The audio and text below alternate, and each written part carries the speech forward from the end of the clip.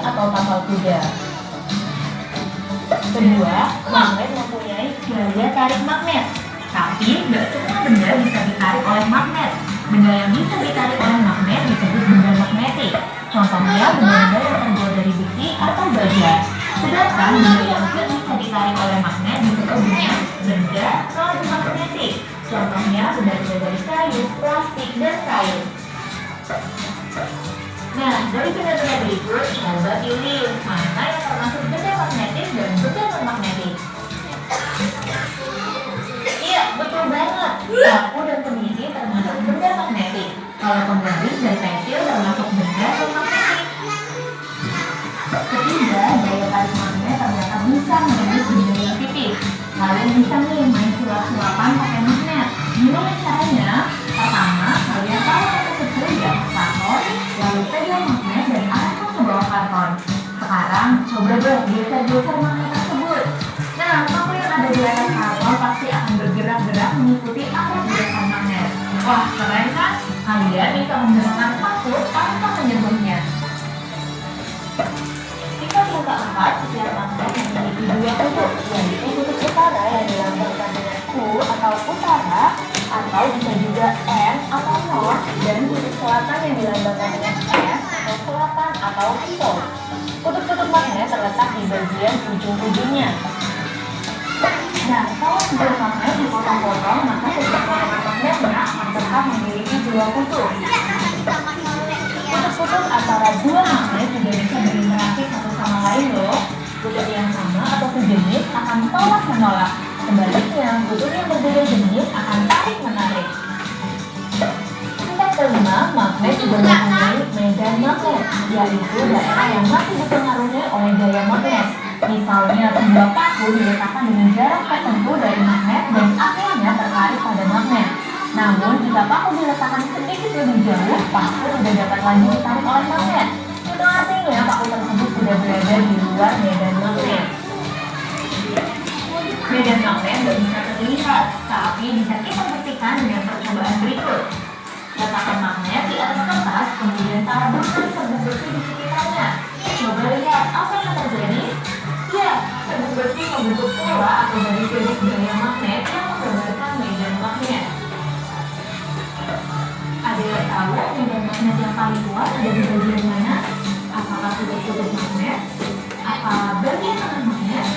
Atau semua bagian magnet sama kuat? Iya, jawabannya adalah kutub magnet. Coba deh kalian lihat, serbuk besi lebih banyak menempel pada kutub magnet kan? Terus bagaimana ya cara mendapatkan magnet? Apakah harus mencari batu hitam seperti di kota manusia dulu? Gak perlu jauh-jauh kok. Kalian bisa loh membuat magnet sendiri di rumah. Benda yang dapat dibuat magnet adalah benda-benda yang bersifat magnetik, misalnya besi atau baja. Ada 3 cara sederhana untuk membuat magnet. Pertama, dengan cara menggosok batang besi atau baja dengan menggunakan salah satu ujung magnet. Gosoknya berulang-ulang kali ya, dan harus searah. Kedua, dengan cara induksi. Gampang kok, kalian tinggal dekatkan besi atau baja pada sebuah magnet.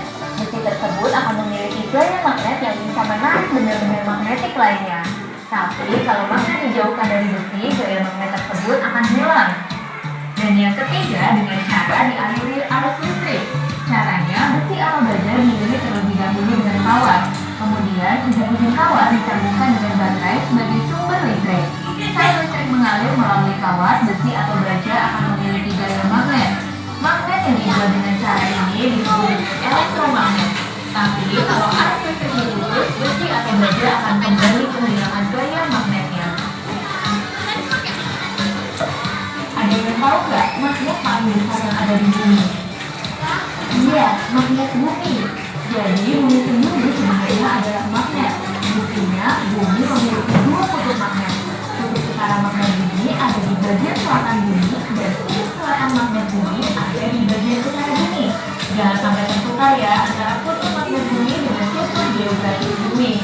Karena bumi adalah magnet, bumi juga memiliki medan magnet yang besarnya sekitar 25–65 mikrotesla. Medan magnet bumi inilah yang mempengaruhi garis kompas ke arah utara dan selatan.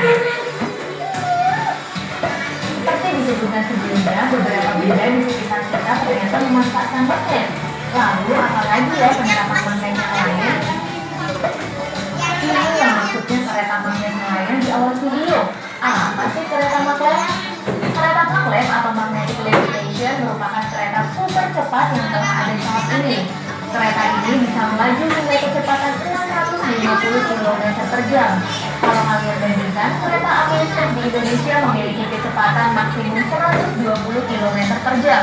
Jadi kecepatan kereta maglev ini lebih dari 5 kali lipat. Lalu kenapa kereta maglev bisa super cepat dan berjalan melayang ya? Kereta maglev dapat melaju tanpa menyentuh rel karena adanya gaya tolak-menolak antara magnet di bagian bawah kereta dengan magnet pada rel. Karena berjalan melayang, hambatan pada kereta sangat kecil sehingga kecepatannya jadi tinggi. Ada lagi konsep kendaraan magnetis yang namanya hyperloop. Hebatnya lagi, kecepatan hyperloop hampir 2 kali lipat kereta maglev. Ini bahkan lebih cepat dari pesawat komersil. Penasaran? Yuk cek videonya di sini. MRI adalah alat yang digunakan untuk mendeteksi ada tidaknya penyakit seperti tumor dan fungsi otak.